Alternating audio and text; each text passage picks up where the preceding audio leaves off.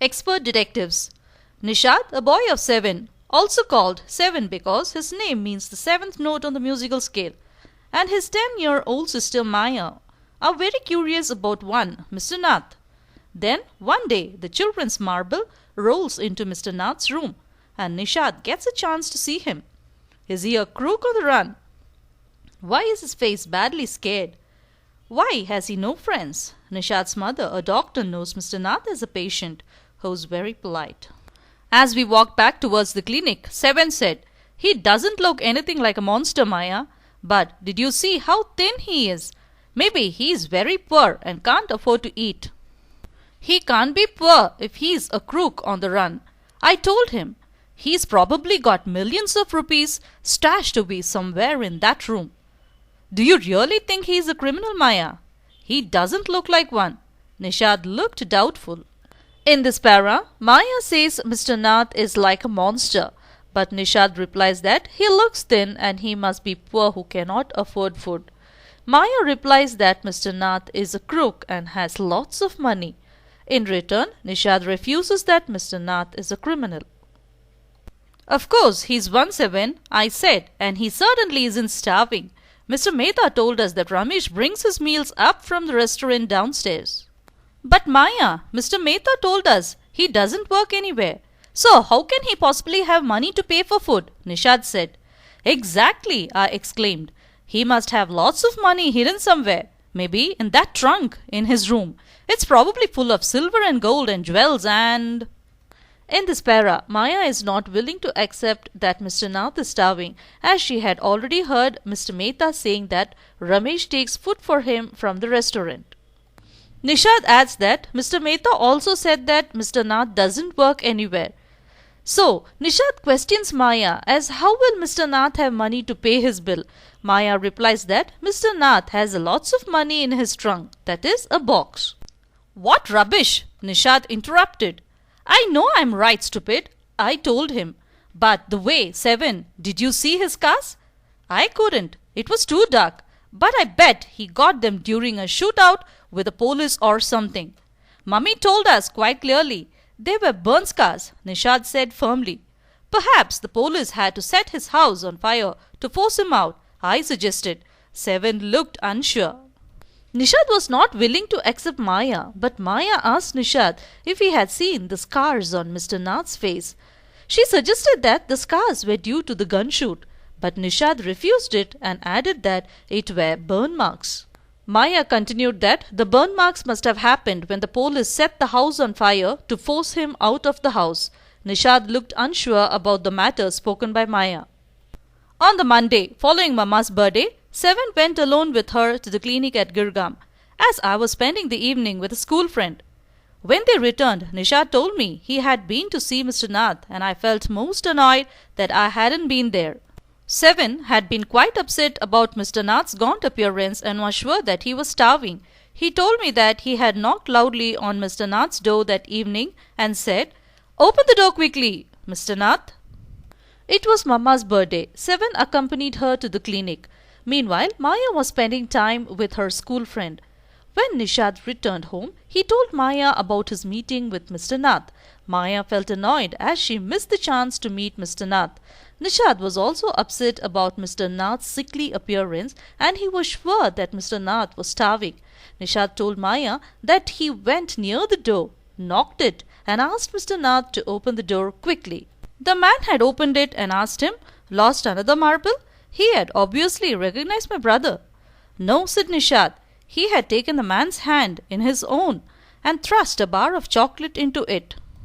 "Did you get a chance to peek into the trunk, 7? I asked. Nishad looked disappointed. "He didn't even ask me in," he said. Then he smiled. "But I did find out something, Maya. I went down to the restaurant where Ramesh works and talked to him." Mr. Nath opened the door and asked Nishad if he had lost another marble. Maya thought that the man had recognized Nishad, but Nishad said he did not recognize him. So he took a bar of chocolate and kept it in Mr. Nath's hand. Maya questioned Nishad if he saw the trunk box. Nishad felt disappointed as Mr. Nath did not allow him inside the house. But finally he said that Ramesh spoke to him about Mr. Nath. Good for you, Mr. Detective, I said, patting him on the back. I hope you questioned him properly. Seven looked pleased. Ramesh told me that he takes 2 meals for Mr. Nath every morning and evening and 2 cups of tea, one in the morning and one in the afternoon. Ramesh says he is not very particular about what he eats. It's always the same food. 2 chapatis, some dal and a vegetable. Mr. Nath pays cash and tips well. Maya appreciated Nishad as a good detective. Nishad said that Ramesh takes 2 meals for Mr. Nath every morning and evening and 2 cups of tea, one in the morning and one in the afternoon. Nishad also added that Ramesh did not know what he particularly ate, but it was the same food, 2 chapatis, some dal and a vegetable. He added that Mr. Nath paid cash and gave generous tips. Ramesh told me something very strange, Maya, Seven added. Almost every Sunday he carries 2 lunches to Mr. Nath's room, and the same man is with him each time. He is tall, fair, stout and wears spectacles. Ramesh says his visitor talks a lot, unlike Mr. Nath, who hardly speaks. Well done, Nishad, I told him. Now that we have made some progress with our inquiries, we'll have to sort out all the facts like expert detectives so that we can trap the crook. Ramesh said to Nishad that every Sunday he carried 2 lunches to Mr. Nath's room. A tall, fair, stout man who wore spectacles accompanied Mr. Nath. Ramesh added that the visitor spoke a lot. Maya said well done to Nishad and added that they had all the facts like expert detectives, so it would be easy to trap the crook. How you do go on, Maya, Seven sighed. How can you possibly imagine he's a crook? He looks so ordinary. Criminals can look quite ordinary, smarty, I retorted. Did you see the picture of the Hyderabadi housebreaker in the papers yesterday? He looked like any man on the street. Nishad looked doubtful. Again Nishad questioned Maya that how could she say Mr. Nath is a crook when he looks so ordinary. Maya replied that criminals normally look quite smart and ordinary, and she asked Nishad to recall the picture of the Hyderabadi housebreaker which came in the previous day's paper. The man in the paper looked as an ordinary man. Nishad looked doubtful.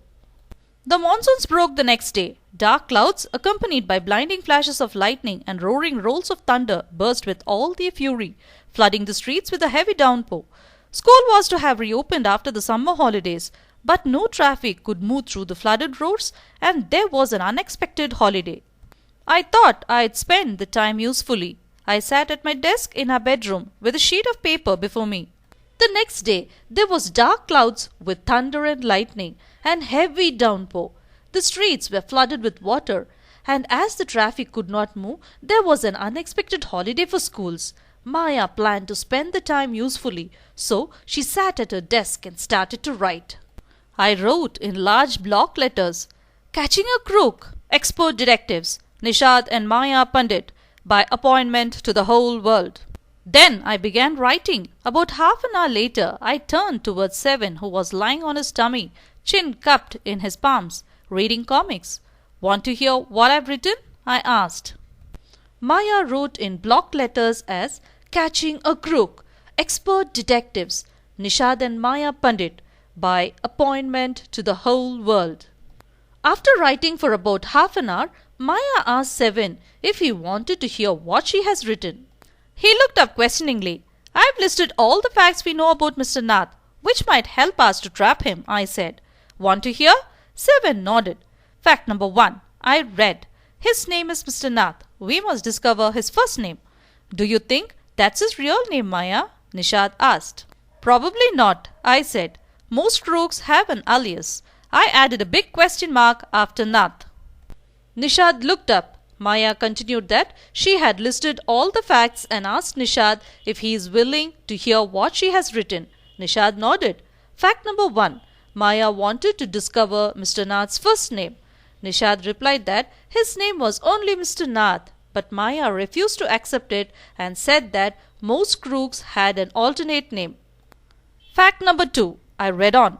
The tenants at Shankar House say he's mad, strange and unfriendly. Number 3. He doesn't talk to anyone and is mannerless. But he did talk to us, Maya, and Mama says he is very polite, Nishad interrupted. He only talked to us because he had to, I said.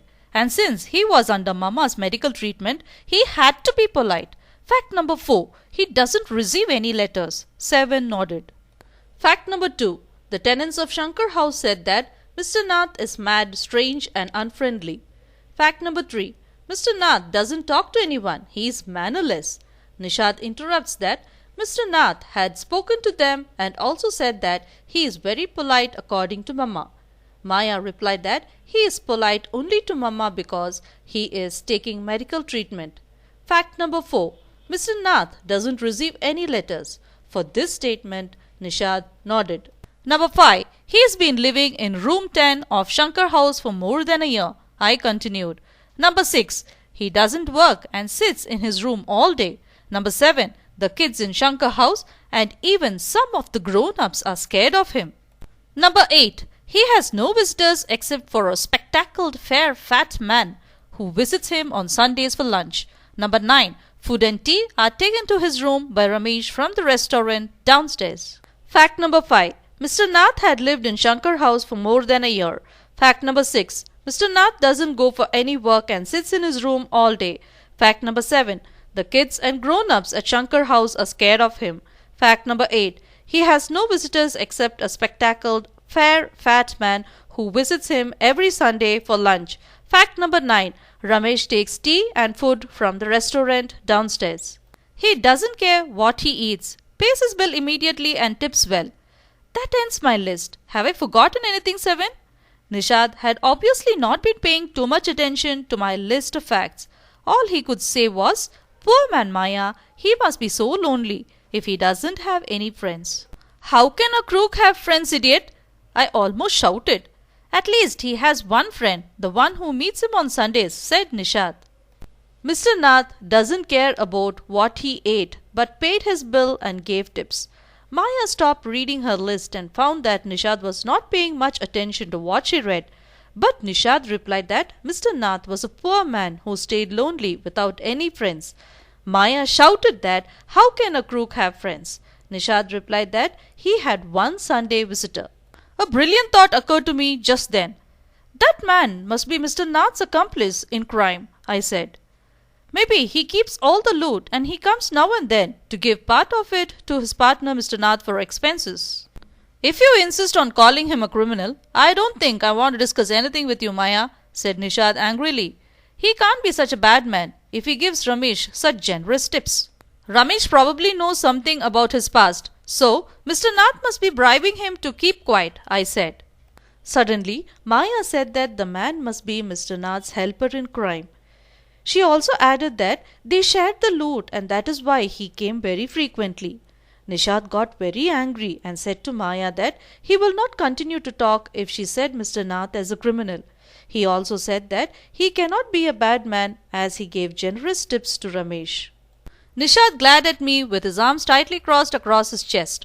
I was beginning to get fed up with him. "How can we make any progress with our investigations if you take that attitude, 7? I asked. "I'll cooperate only if you give up this idea about him being an escaped crook," said 7. "You really make me angry." I almost hit him. "I make you angry, you stupid." "Oof!" I shouted.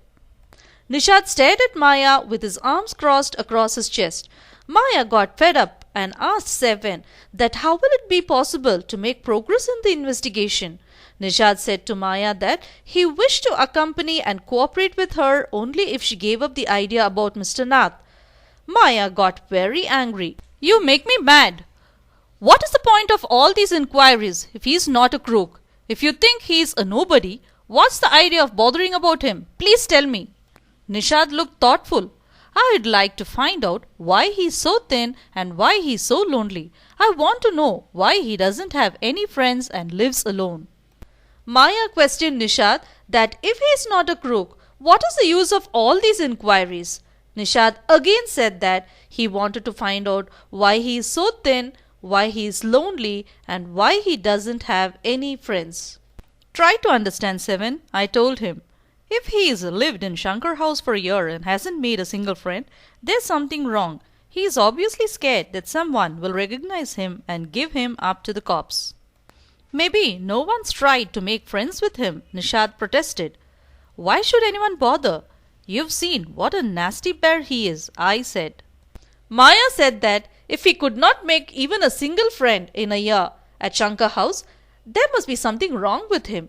She added that Mr. Nath is scared if he might be recognized by the cops.